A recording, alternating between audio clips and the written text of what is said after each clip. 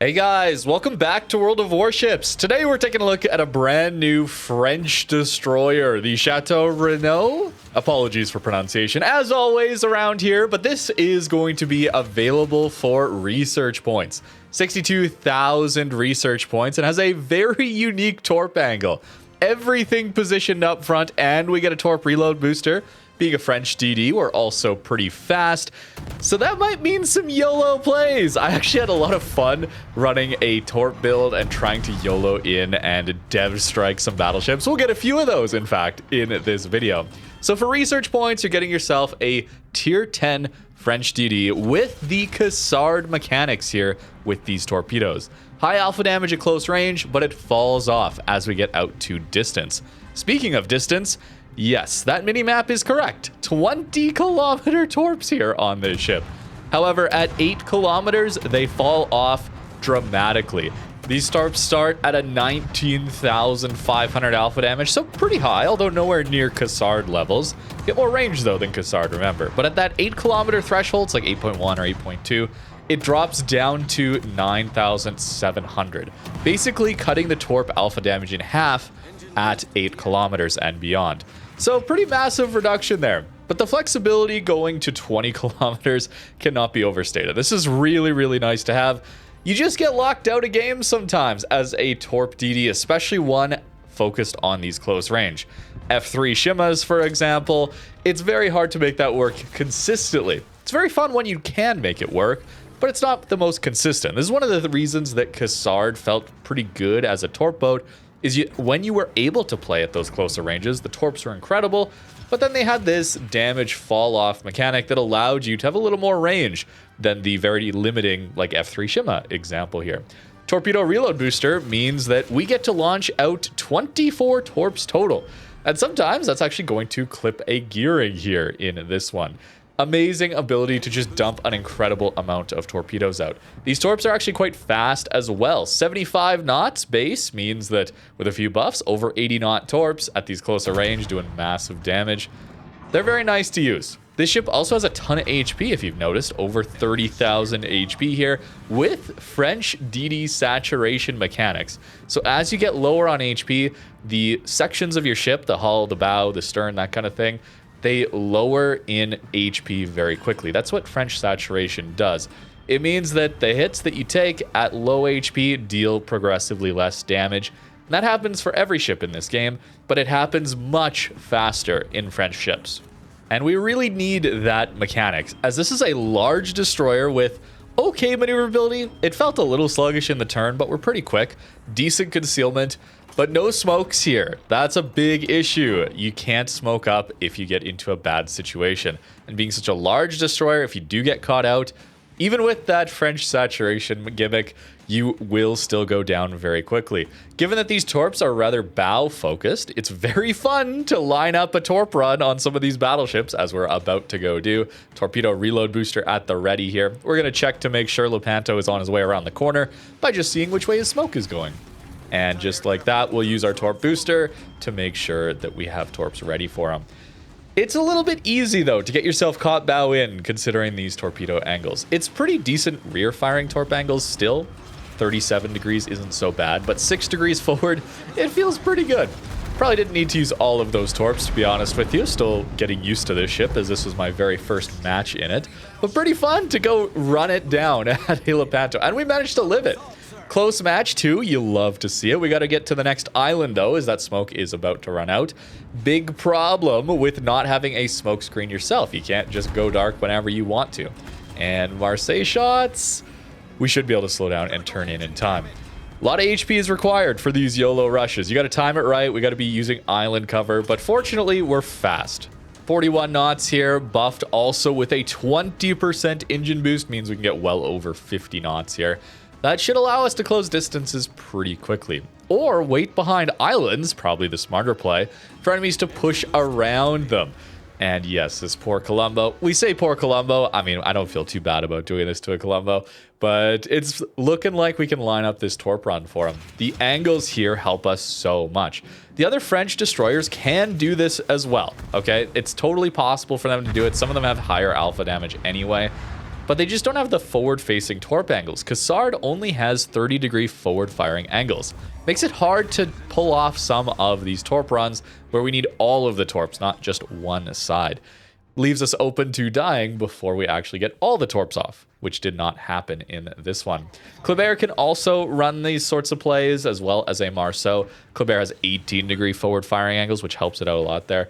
So think of this one like a Cassard with better forward firing angles, with much longer range on these torpedoes as well, but they do a little bit less alpha damage. The reload, though, in turn is a little bit faster. 100-second base reload on these torps versus 120 seconds on Cassard. We also, of course, get that reload booster, which allows us to get those torps back right away if you happen to just miss, for example, like I will do a lot in this video. It is mostly focused around torps because these main guns are not very good at all, especially your HE DPM. This is why you're going to be seeing a lot of armor piercing being fired by me out of this ship. Your HE DPM is dreadful at 130,000 HE DPM. You get out DPM'd by Shima. Yes, Shima's 134,000, by the way. But the saving grace with these guns is that armor piercing. 250,000 AP DPM puts it right about in line with things like Gearing and Holland and Cassard when you're using AP. But there's nothing really special about this armor piercing. It is not going to give you improved pen angles. It's got slightly shorter fuses, which is why you're seeing us actually arm some of these shells on destroyers. But that's really only when they're giving broadside. No improved pen angles, not like Daring or anything like that here. It means we do want to swap to the HP at times, but that HE alpha damage really is the big problem here. The French saturation, though, I think is the only reason that we are alive long enough to actually launch those torps and actually live this somehow. Now with Adrenaline Rush combined with the torp reload here means that we have a little bit of free reign time here against this Maine and this Minnesota. Reminder, we got to get within that 8-kilometer window. Cassard actually has a very gentle roll-off on the torpedo alpha damage going down.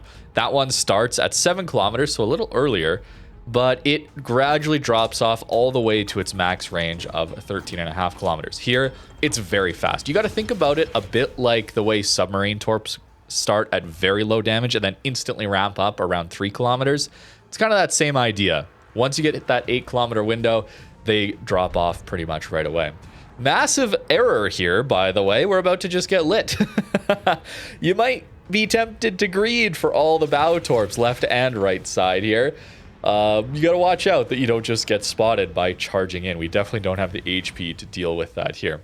But at closer ranges, these torps do feel like they do quite a lot of damage. It's a lot of the Cassard playstyle. If you played Cassard before and you're wanting something a little bit more Yolo torp focused, or the ability to play at longer ranges too and not be completely ineffective, the ability to have a torpedo reload booster I think is also quite fun. Comes at the cost, though, of the main guns being a lot less reliable. HE is just simply more reliable than armor piercing, unless the AP has massively improved pen angles, for example. These turrets also do not have the best firing angles, 40 degrees towards the bow and 40 degrees towards the rear. It makes it a little uncomfortable to use. I'm serious. There's 2 turrets, though, you can get forward at around a 20-degree angle by the looks of things, so that helps. But we're just lacking on DPM. This really is mostly focused around these torpedoes. So for research points, 62,000 research points, maybe it's worth grinding for you if you really like some of these French DDs. You want a more torp-focused one. But you also get similar playstyle, I think, out of Cassard. Fortunately, though, one of the main weaknesses or the annoyances I have when playing Cassard is that when you don't have your engine boost up in that ship, it's incredibly slow, right? Cassard only has a 34-knot speed. We're up over 40 knots base. So you're still fast even without having your engine boost up, which I can very much appreciate. We also have a defensive AA here. This ship does not have the best AA, I would say. I mean, it's a destroyer, right? The D-fire helps a bit, but the spotting is really what kills it for us. If you're caught on a flank like this one, you're going to have to rely on that French saturation to deal with that spotting and that damage incoming. We just didn't have the HP left in that one. I probably should have been playing a little further back if it was a closer game, of course, to try and stay alive through carrier spotting. Would be really nice, Wargaming, by the way, to do minimap only spotting with aircraft. I know you do that in the console game, World of Warships Legends. It's wonderful over there. Please implement that in the PC game. It's a massive benefit for ships like this one that really do struggle to plane spotting. Long-range torps, though, help mitigate that a little bit. The random torps we launch towards pretty common choke points sometimes manage to clip a DD. These are fast torpedoes. And yeah, the damage drops off at range, doing just under 10,000 alpha damage. You know, some saturation hitting the bow section. Only get 6,000, maybe almost 7,000 there on that destroyer. But we still get torps traveling all the way to that Yamato on the back line. It's nice. It is nice to have that as a dedicated torp boat here. 6.3 kilometer detect at its best is quite comfortable. Certainly because we don't have the gunpowder to really compete with a lot of these enemy DDs. We don't want to be getting spotted all that often. We're mostly focused on these torpedoes. So being able to stay a little further back and still have the range for these torps to be useful, the ability to launch so many torps into choke points here, hopefully gets us some hits. It's looking like I'm missing a lot of these, but that happens when they do get all scouted early on here. As much as it is a weakness, too, that we don't have that smoke screen, we're kind of forced into a spotting role, which is really valuable. That is something destroyers really need to be doing for their team. And not wanting to gunboat means that we are more likely to stay alive while we're spotting like this, outside of radars, incidental plane spotting, that kind of thing. I should also mention that these guns being 105s mean they're a little bit floaty. They're not the worst, okay? Certainly they're actually a little better than Marceau guns for their shell velocity. Out to 10 kilometers, Marceau takes 7.7 seconds, where we're at 7-second flight time. Right in line with Cassard. So if you're used to Cassard, this is pretty much a Cassard side grade by everything I can see about it. We have better base speed, we have better base HP, we got funny torp angles, we got better torp range on the alpha damage staying really high, but it drops off really fast. So at that 8 to 10 kilometer range, Cassard torps would still do more. And at its highest, at its peak, Cassard torps do have more alpha damage. We have a little bit better torp DPM than a Cassard, and crucially, a torpedo reload booster. When you get the opportunity to farm a broadside, the AP can do okay still, but it's quite floaty. It does not have the best pen angles, so you're going to notice a lot of bounces and a lot of shatters as well on this Yamato. We're trying to hit into his upper belt, right in that superstructure area, and the damage is okay. I tried gunboating when I could, when the opportunity presented itself. It's really not that great. Maybe I should have used more HE, but given that HE DPM metric, I really did not want to. I should also mention this HE does not have the best fire chance either. 5% fire chance. I was kind of surprised to see that, in fact, because that's old school destroyer fire chance. We see that on ships like Gearing. A lot of the more modern DDs, or not even modern, things like Daring even, way higher fire chance with similar caliber main guns. So very unlikely to be shooting a lot of HE out of this ship. You want to focus on torps and hopefully find the destroyers broadside on. Something like a Ragnar here should be getting some decent full pens, but this ship is definitely not a gunboat. It is fully focused on those torpedoes with some okay guns, especially that AP when we're getting those full pens. 2,500 there out of that salvo, not bad. But we want to be kiting if we're using these main guns. We still get 2 turrets then towards the rear. And as soon as we try and use our front guns, look at how much broadside we have to give. It's a torp boat through and through. So if you're enjoying that kind of ship, this could be of interest to you. For me personally, I probably would just play Cassard over this most of the time. The Yolo torp angles are quite nice. It is quite hilarious. But for 62,000 research points, that's a lot to grind through. That's a lot of regrinding to do to get a slight side grade of a tech tree ship that we already have.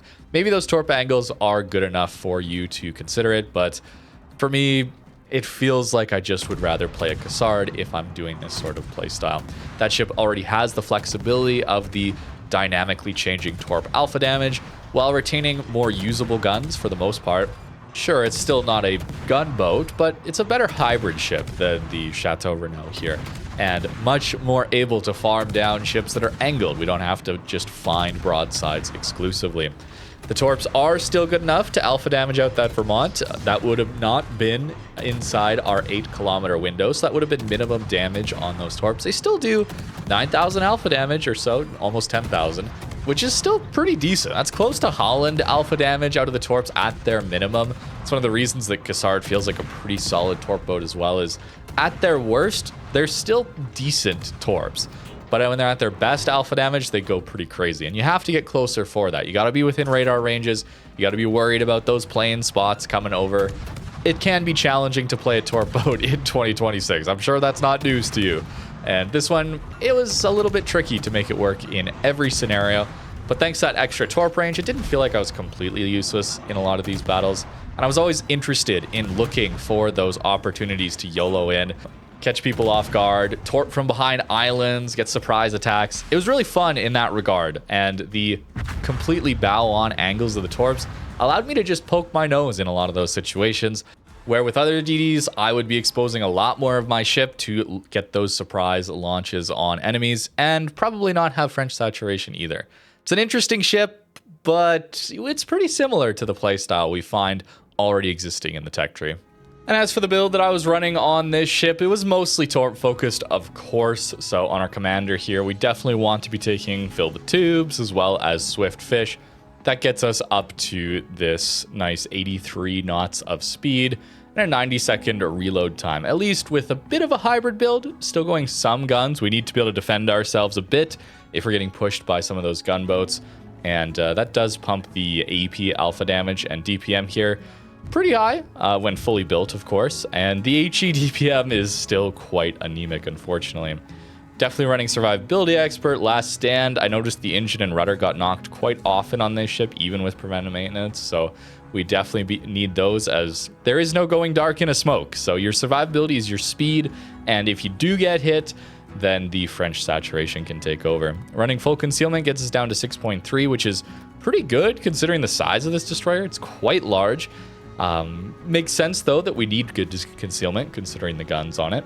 Here is the upgrades that I was going with. Our engine boost is so strong that we really need the extra duration here to keep us alive in a lot of those situations. Short cooldown, long action time. This is basically your survivability. Propulsion mod here, definitely a must. It feels quite sluggish, actually, even when your engine boost is out, even with prop mod.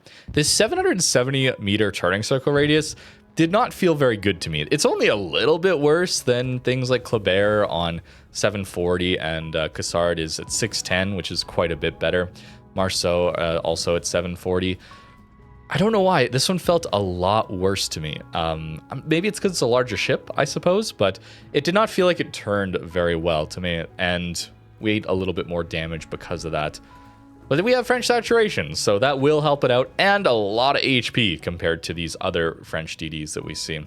Torpedo reload booster is really fun to have on this ship. Being able to launch, like, what, 24 Torps at once? That's a lot, man. That is a ton of damage output to YOLO in for, or to just use on a flank with that maximum range of 20 kilometers.